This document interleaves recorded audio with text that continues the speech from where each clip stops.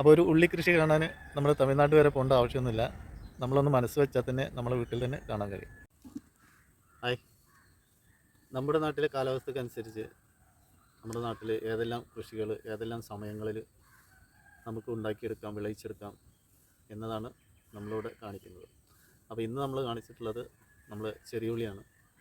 ചെറിയുള്ളി പൊതുവേ നമ്മളെ നാട്ടിലൊന്നും ഒരു കൃഷിയായിട്ട് ചെയ്യുന്നില്ല. അപ്പോൾ അത് നമ്മുടെ കാലാവസ്ഥക്കനുസരിച്ചാണ്, അതുകൊണ്ടാണ് അത് കൃഷിയായിട്ട് ചെയ്യാൻ പറ്റാത്തത്. അപ്പോൾ നമുക്ക് വീട്ടാവശ്യത്തിനൊക്കെ എവിടെയെങ്കിലുമൊക്കെ നല്ല രീതിയിലൊക്കെ ചെയ്തു നോക്കാം. പിന്നെ മഴക്കാലത്ത് പറ്റില്ല, ഇങ്ങനെയുള്ള വേനൽക്കാലത്ത് മാത്രമേ ഇതിന് ഒരുങ്ങിയിട്ട് കാര്യമുള്ളൂ. അപ്പോൾ അതൊന്ന് നമ്മൾ ചെയ്തതൊന്ന് നിങ്ങൾക്ക് കാണിച്ചു തരാം. ഇത് കണ്ട് വിലയിരുത്തിയിട്ട് നിങ്ങൾക്കും അതേപോലെയൊക്കെ ചെയ്യാം. അപ്പോൾ നമുക്കൊന്ന് കാണാം. അപ്പോൾ നമ്മളിവിടെ ഒരു 4 പാത്രത്തിലാണ് ഉള്ളി നട്ടിട്ടുള്ളത്. അതിൻ്റെ വീഡിയോ ഒക്കെ നമ്മൾ പോസ്റ്റ് ചെയ്തിട്ടുണ്ട്. അത് വേണമെന്നുണ്ടെങ്കിൽ നിങ്ങൾക്ക് കാണാം. നമ്മൾ ഫസ്റ്റ് കമൻറ്റായിട്ട് ചേർക്കാം. കാരണം വീഡിയോ കാണാത്തവരൊക്കെ ഉണ്ടാവും. അപ്പോൾ അത് ഫസ്റ്റ് കമൻറ്റായിട്ട് ചേർക്കാം. അപ്പോൾ നമ്മൾ ഓരോരുത്തരും പുതിയതായിട്ടുള്ള നമുക്ക് പരിചയമില്ലാത്ത കൃഷികളൊക്കെ ഇങ്ങനെ ചെയ്ത് കാണിക്കുമ്പോൾ അത് കൃത്യമായിട്ട് പറഞ്ഞു വരുമ്പോഴാണ് നമുക്കത് മനസ്സിലാവുക. മറ്റുള്ളവർക്കും അത് മനസ്സിലായിട്ട് അവന് ചെയ്യാൻ കഴിയുക. അപ്പോൾ അതൊരു ഉപകാരം തന്നെയാണ്. അപ്പോൾ അങ്ങനെ ഒരു ഉപകാരമാണ് നമ്മൾ ചെയ്യുന്നത്. നിങ്ങൾക്കൊക്കെ ഇഷ്ടപ്പെട്ടാൽ, വീഡിയോ ഒക്കെ ഇഷ്ടപ്പെട്ടാൽ ഒന്ന് മറ്റുള്ളവർക്കും ഷെയർ ചെയ്ത് എത്തിച്ചു കൊടുക്കുക. അപ്പോൾ ഇതിപ്പോൾ പറിക്കാനായിട്ടില്ല, ഇനി ഇത് നന നിർത്തേണ്ട സമയമായി. ഇതിപ്പോൾ നമ്മൾ നട്ടിട്ട് 2 മാസം കഴിയുന്നേ ഉള്ളൂ. അപ്പോഴേക്കും നമുക്ക് നല്ലതായിട്ടുള്ള ഉള്ളി കിട്ടി. അപ്പോൾ ഇത് നടുന്ന വീഡിയോ നിങ്ങൾ കണ്ടാൽ നിങ്ങൾക്ക് മനസ്സിലാവും എത്ര ചെറിയ ഉള്ളിയാണ് നമ്മൾ നട്ടത് എന്നുള്ളത്. അപ്പോൾ നമ്മൾ കടയിൽ നിന്ന് വാങ്ങുന്നതിനേക്കാൾ ഉഷാറായിട്ടുള്ള ഉള്ളിയും പിന്നെ വിഷം ഒട്ടുമില്ലാത്ത രീതിയിൽ ധൈര്യമായിട്ട് നമുക്ക് ഉപയോഗിക്കാം. അപ്പോൾ ഉള്ളി ഇപ്പോൾ പറിക്കാനായിട്ടില്ല. അപ്പോൾ നമ്മളിപ്പോൾ വീഡിയോ ചെയ്തത് ഇതിൻ്റെ തണ്ടൊക്കെ ചെറുതായിട്ട് മുറിച്ചിട്ട് നമുക്ക് ഉപ്പേരി വെക്കാൻ വേണ്ടിയിട്ടാണ്. അപ്പോൾ ആ തണ്ടൊക്കെ ഒന്ന് മുറിച്ചെടുക്കാം. അപ്പോൾ ഇനി ഇത് കൂടുതൽ നനയ്ക്കേണ്ട ആവശ്യമില്ല.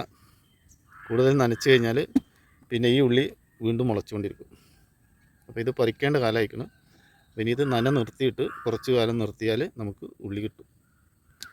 അതൊക്കെ നമ്മൾ പിന്നീട് വീഡിയോയിൽ കാണിക്കാം. അപ്പോൾ ഉള്ളിയുടെ തോരൻ വെക്കാൻ നമ്മളിതിൻ്റെ ഉള്ളിയുടെ തണ്ടുകളൊക്കെ ഇങ്ങനെ കട്ട് ചെയ്തെടുക്കുന്നുണ്ട്. നല്ല ടേസ്റ്റായിരിക്കും ഉള്ളിയുടെ തോരനൊക്കെ.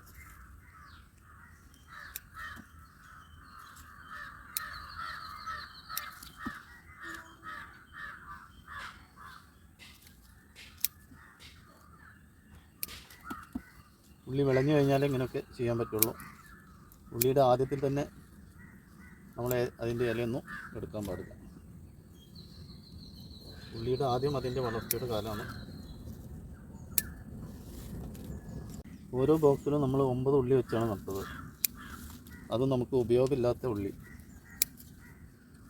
ഇന്നിപ്പോൾ അത് എത്രയാണ് എന്ന് നമുക്ക് പറിക്കുമ്പോൾ കാണാം. ഇവിടെ നോക്കിയാലും കണ്ടാൽ മനസ്സിലാവും. ഇതിപ്പോൾ 2-3 പ്രാവശ്യം തോരൻ വെക്കാനുള്ളതുണ്ട്.